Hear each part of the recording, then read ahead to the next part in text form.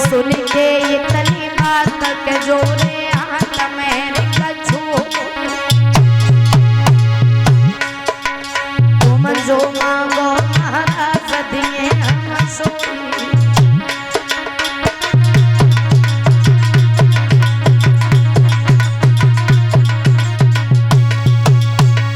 कहने लगे महाराज हरिचंद्र कहिए क्या मांगना चाहते हैं आप, क्या चाहिए? आप कहो तो आपका सुंदर सा एक मंदिर बनवा दे, आप कहो एक कुटिया बनवा दे तुम्हारी, आप कहो तो आपको रहने के लिए कोई सुंदर सा महल बनवा दे। बोले ना ना ना राजन हमें कुछ नहीं चाहिए, बस थोड़ी सी धन दौलत चाहिए। घर में एक बेटी है वो शादी के योग्य है, उसके हाथ पीले करने और राजन बड़ी आशा लेकर के आया हूँ तुम्हारे पास में। बोले विश्वामित्र कि घर में बिटिया ग्वारी है, अरे मेरे भोले राजा हाथ पीले करवा दे। घर में बिटिया ग्वारी है, अरे मेरे भोले राजा हाथ पीले करवा दे।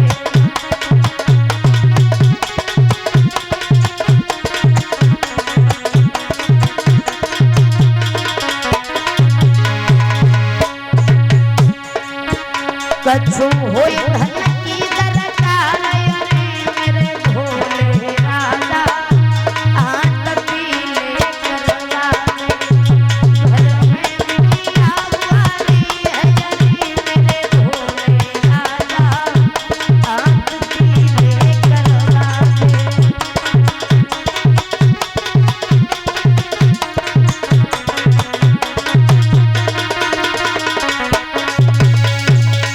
दे दो कुछ धन दौलत। महाराज हरिचंद्र ने एक बात कही, बड़े ही सौभाग्य है हमारा जो आप जैसे महान साधु जी आज हमारे यहाँ पर पधारे हैं। सुनिए प्रभु अभी तो मेरे पास कुछ नहीं, आप हमारे राज दरबार में चले, जो मांगोगे वही तुम्हें देंगे। भोजन करना, कुछ देर तक आराम करना, क्यों? क्योंकि आज तो हमारे भाग्य खुल गए जो आप हमारे यहाँ पर पधारे हैं। दोनों हाथ जोड़ लिए महाराज हरिचंद्र। नहीं समझ पाए ये साधु नहीं, ये विश्वामित्र हैं। कहने लगे सुनो राजा कुछ तो होगा ही तुम्हारे पास। बोले सुनिए महात्मा जी अभी तो मेरे पास खजाने की चाबी और घोड़े की लगाम, बस कुंजी और लगाम है, बाकी का सब राज्य में है, चलो ना आप हमारे साथ में। बोले ना ना इतना ही बहुत, ऐसा करो यही हमें दे दो, इसी का संकल्प पढ़ दो। बोला वाला राजा न समझ पाया, कुंजी लगाम का संकल्प पढ़ दिया और एक बात कही, अभी संकल्प पढ़ाई की दक्षिणा और लगेगी तुम पर 60 भार सोना। हरिचंद्र बोले तो वो तुम्हें दरबार में चल के दे। लेकर के आए, सुंदर आसन पर बिठा लिया। महाराज हरिचंद्र सिंहासन पर बैठ गए जाके, और जैसे ही बैठे खजांची को बुलवाया जो खजाने का मालिक था उसे। एक बात कही सुनो, संत जी को 60 बार सोना ला करके दे दो। खजांची ने एक बात कही, महाराज पहले खजाने की चाबी तो दीजिए हमें। और जो चाबी का ध्यान आया, महाराज हरिचंद्र के पैरों तले धरती खिसक गई। विश्वामित्र उठ करके खड़े हो गए और हंसने लगे। भैया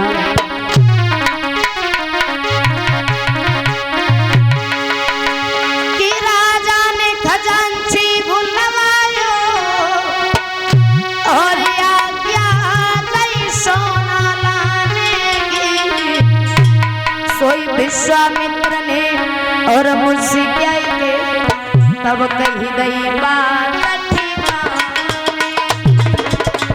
विश्वामित्र ने मुझसे क्या के तब कही गई बात ठिकाने।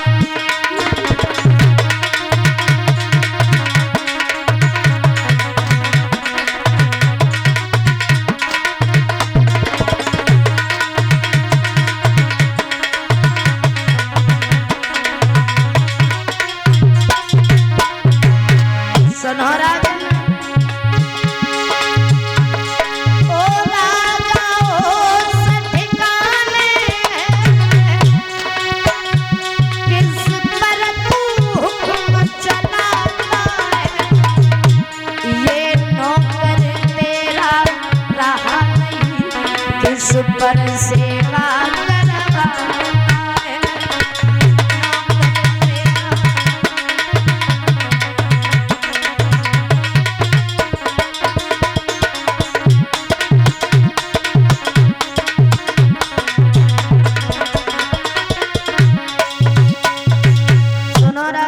ये नौकर तुम्हारा नहीं है। क्यों?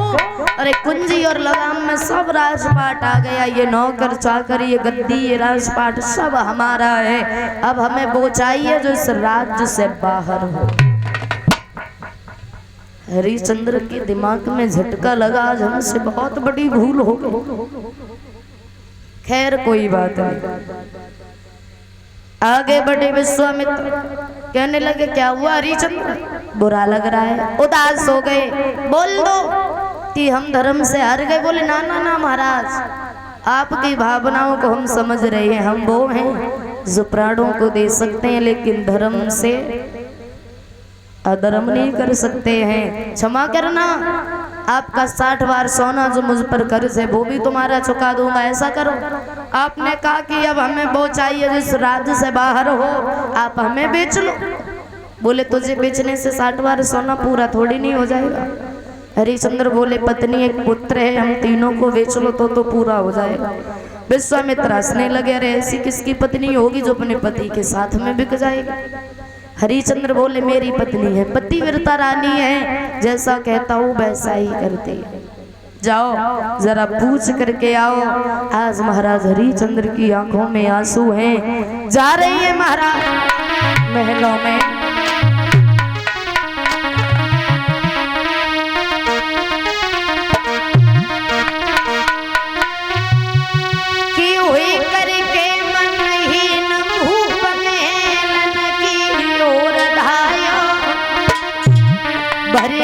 में नीर आज आगे को कदम बढ़ायो,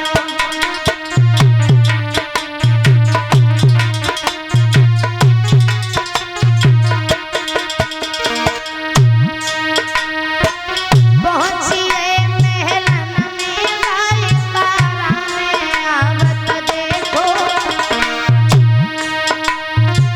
पहुंच गए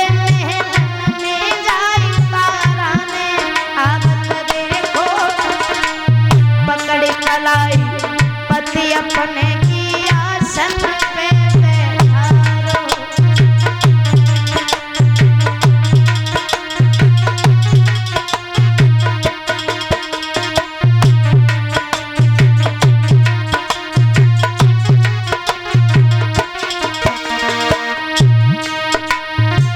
कौन मुसीबत सिर पे आई जो चेहरा रोग मिलाई।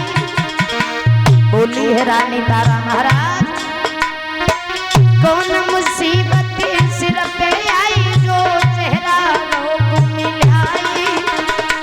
पकड़ी कलाई पति अपने की तारा यूं बतलाई।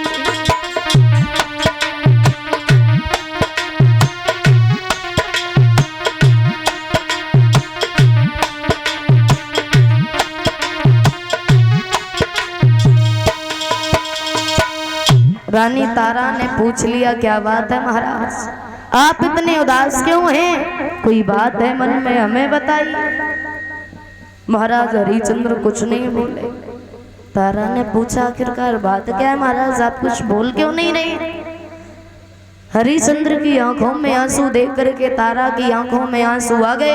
हरिश्चंद्र ने एक बात कही, तारा हमारे दुख का कारण न पूछो, अगर मैंने तुम्हें बता दिया ना तो जिस तरीके से भी मैं दुखी हूं ना, और मैंने बता दिया तो तुम भी इसी तरह दुखी हो जाओगे। तारा ने कहा महाराज एक पत्नी का ये फर्ज होता है अपने पति का दुख और सुख में साथ देना, बताइए क्या बात है। हरिश्चंद्र कहने लगे तारा आज हमसे बहुत बड़ी भूल हो गई, माफ कर देना मुझे। एक ब्राह्मण जी ने आकर के धोखे से सारा राजपाट ले लिया मेरा। और रानी दुख हमें राजपाट जाने का नहीं, दुख सिर्फ इस बात का है अभी उन महात्मा जी का 60 बार सोना हम पर कर्ज है, तो तुम्हारे पास एक आशा लेकर के आया था। कैसी आशा? तारा क्या तुम हमारे साथ में बिक सकती हो? तारा ने एक बात कही, महाराज तुम तो ऐसे पूछ रहे हो जैसे मैं किसी दूसरे की पत्नी। अरे बेचना तो बड़ी छोटी सी बात है, बहुत छोटी बात है। आप इस शरीर के हजारों टुकड़े करा दो फिर भी बहुत कम है महाराज। हरिश्चंद्र ने दोनों हाथ जोड़े तारा के सामने एक बात की, तारा मुझे क्षमा कर देना। क्यों? मैं दुनिया का ऐसा पहला भागा पति हूँ जो आज अपनी पत्नी को बेच रहा हूँ। आज बेटा रोहित आज आ गया, बताई सारी बात। तीनों प्राणी चल देते आज बिकने के लिए काशी में। वस्त्रों को उतार दिया, राशि वस्त्रों को उतार करके रानी तारा ने एक मोटी सी साड़ी को पहन लिया, महाराज हरिश्चंद्र ने एक धोती बांध ली, बेटा ने एक लंगोटी को लगा लिया। पहुंच गए विश्वामित्र के सामने। विश्वामित्र बोले आ गए? बोले हाँ महाराज आ गए। चले? बोले हाँ चलिए। महाराज हरिश्चंद्र चले और चलते समय एक बात कही, सुनिए महाराज, आज से आप इस राजगद्दी के राजा हैं, ये प्रजा तुम्हारी, आज से तुम इस प्रजा के राजा हो, तो कभी भी इस प्रजा को दुख मत देना। क्यों? क्योंकि मैंने अपनी प्रजा को एक पुत्र का प्यार दिया था और मेरी प्रजा ये भी नहीं जानती कि दुख होता कैसा है। बस आपसे ही एक विनती है हमारे। जैसे कहा तो आज कहने लगे विश्वामित्र, प्रजा हमारी, हम प्रजा के दुखी रखे हैं सुखी, तुम चलो यहाँ से। हरिश्चंद्र की आंखों में आंसू आ गए। तो आज चलते समय अपनी जन्मभूमि को प्रणाम किया।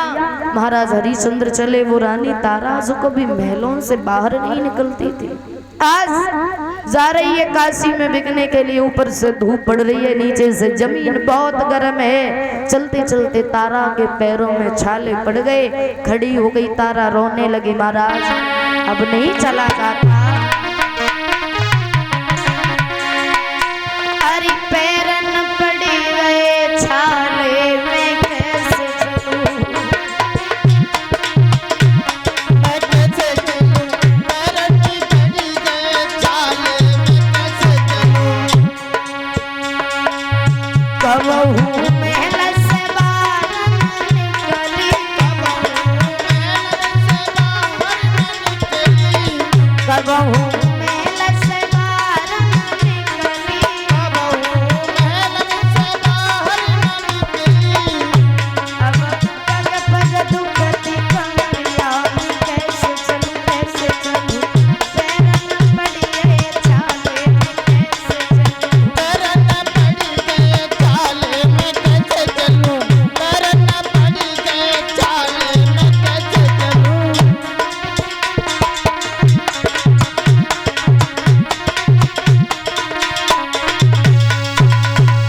मेरे भैया। रानी तारा आज रोने लगी। हरिश्चंद्र ने एक बात कही, सुनो तारा, तुमने मेरा इतना साथ दिया है, थोड़ा सा साथ और दे दो। क्योंकि रानी, जब तक हमारा ये राज रहेगा तब तक हम रुक नहीं सकते, सहता नहीं सकते, हमारी बात मानो तो चलो यहाँ से। तारा चलने लगी। आगे जाकर के रोहित प्यास की वजह से जमीन पर गिर गया। तारा ने आवाज लगाई, महाराज रुक जाओ, आप जहाँ तक धर्म करोगे ना, इस धर्म की खातिर अपने बेटे को भी खो दोगे। आवाज लगा करके तारा ने बात कही, महाराज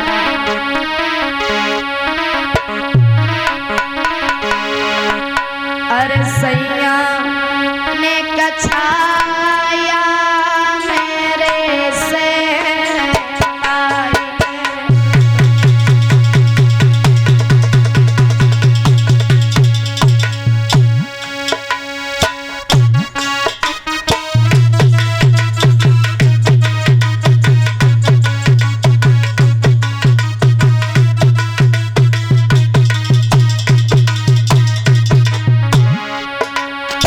सैया ने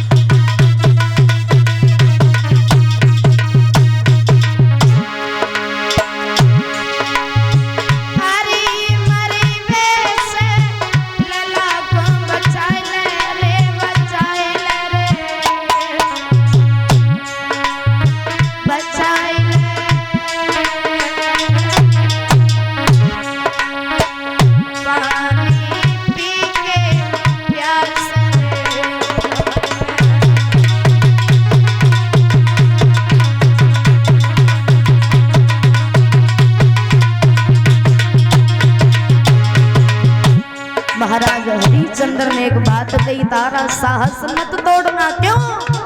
अरे जब तक हमारा राज रहेगा तब तक हम पानी नहीं पी सकते हैं तारा। बोले हरि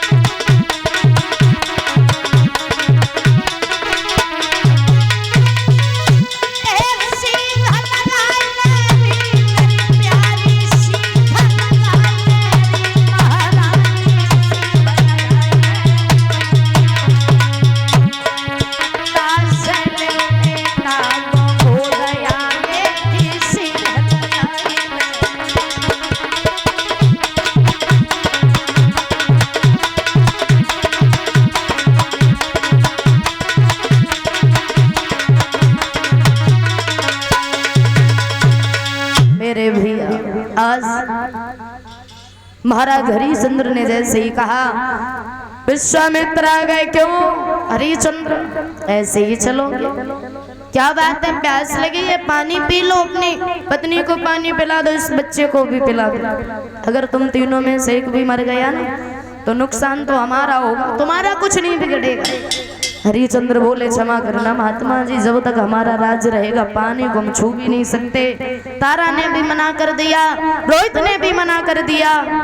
तो विश्वामित्र को क्रोध आ गया एक बात की, फिर क्यों गिर रहे हो, उठो चलो। तारा ने पुत्र को गोदी में ली। काशी में जैसे ही पहुंचे वो विश्वामित्र काशी की गलियों में आवाज लगाने लगे, हे काशी के लोगों, तुम्हारी काशी में आज ये कितनी अनमोल चीज बिकने के लिए आई है जो पहले शायद कभी नहीं आई होगी। आओ आकर के खरीद लो। आवाज लगाई विश्वामित्र ने, कि तीन प्राणी खड़े आज बिकते लेने वाले न आए, तुम्हें क्या